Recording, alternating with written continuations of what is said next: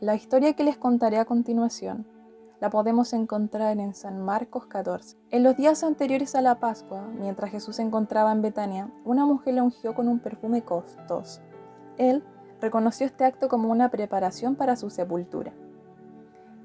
A la fiesta de los panes sin levadura le seguía la Pascua, o también conocida como Pesaj, por su nombre en hebreo. En esta festividad se conmemora hasta el día de hoy la liberación del pueblo hebreo por la esclavitud egipcia. Para la Cena del Señor, Jesús da instrucciones claras a los discípulos para preparar la Cena de la Pascua. Esta debía realizarse de noche, tiempo en el que llega Jesús con los 12 al lugar para cenar. Mientras estaban en la mesa, les dice que uno de ellos le traicionaría. Afligidos se preguntaban unos a otros, ¿seré yo? Les hizo entender que sería quien comiere del plato con él. Como declaran las Escrituras, habría problemas para aquel que actuara de esa forma. Luego Jesús tomó el pan y lo bendijo. Le repartió a cada uno diciéndole que representaba su cuerpo sin pecado. También tomó una copa de vino y dio gracias a Dios por ella. Y todos bebieron de la copa. Les dijo que era su sangre que confirmaba el pacto entre Dios y el pueblo. Les dijo además que no volvería a beber hasta la venida del reino.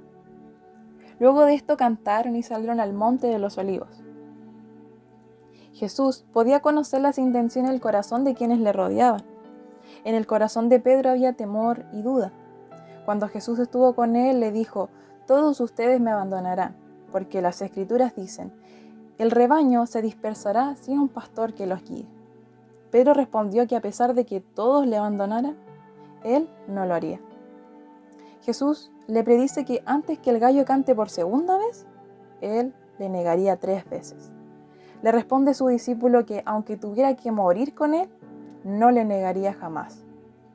Veremos qué sucede con esta declaración más adelante. Fueron al huerto de los olivos, lugar que se llamaba Getsemaní. Es posible que hubiesen llegado allí entre las 10 u 11 de la noche, lo cual era tarde para ellos. Estando Jesús con Pedro, Santiago y Juan, les dijo, «Mi alma está muy triste, hasta la muerte. Quedaos aquí y velad».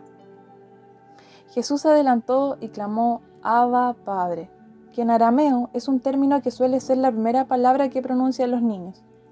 También podía ser utilizado para referirse a un maestro, puesto que era un término de intimidad y respeto. Jesús en ese momento le entrega su copa de sufrimiento, porque sabía que era el único que podía entender lo que estaba pasando en ese momento. Y aunque estos fueran sus pensamientos, no quería que su Padre dejara de hacer su voluntad. Los discípulos debían velar con Jesús, pero más bien los encontró dormidos. No pudieron acompañar al Maestro en sus oraciones. En esta festividad las personas se acostumbraban a quedarse levantadas hasta tarde.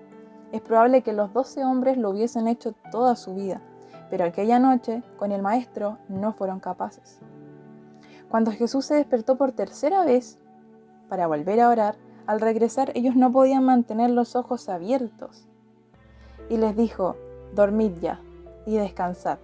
Basta, la hora ha venido. He aquí, el Hijo del Hombre es entregado en manos de pecadores».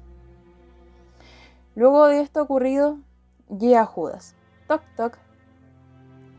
Este le saluda con un beso, que viene siendo un acto de hipocresía, porque esta era la señal para que los guardias del templo arrestaran al Maestro.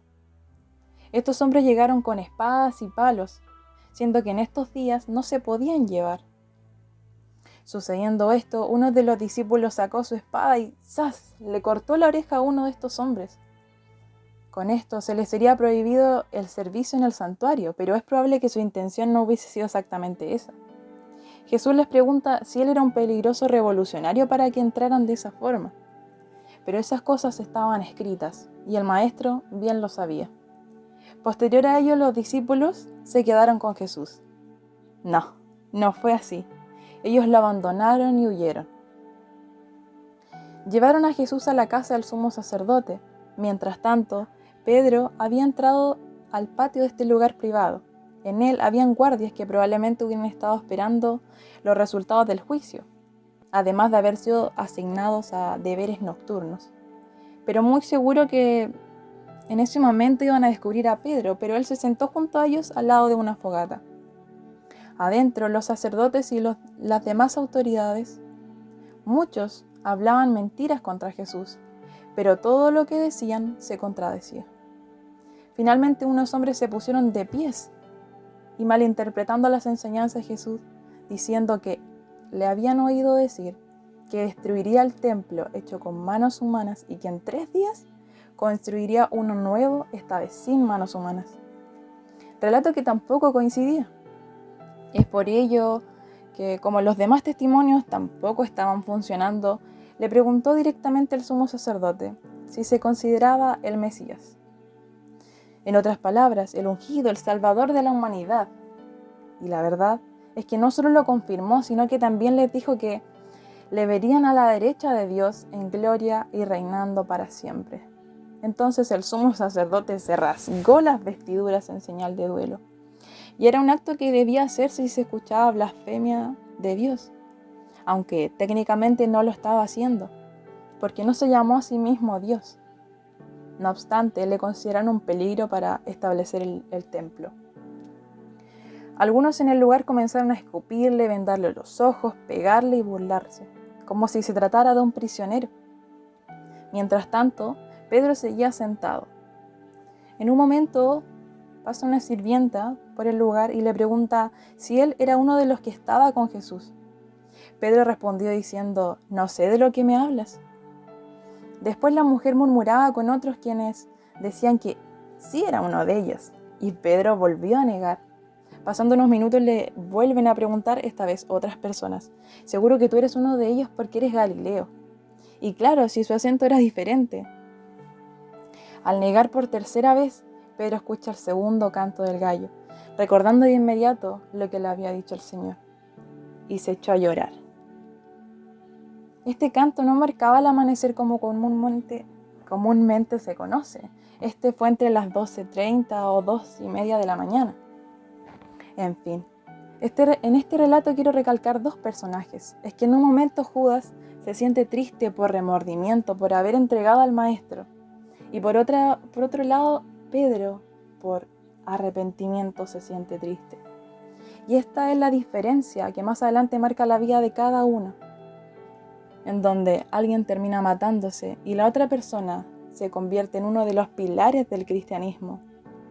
¿Le merecemos aunque le fallamos?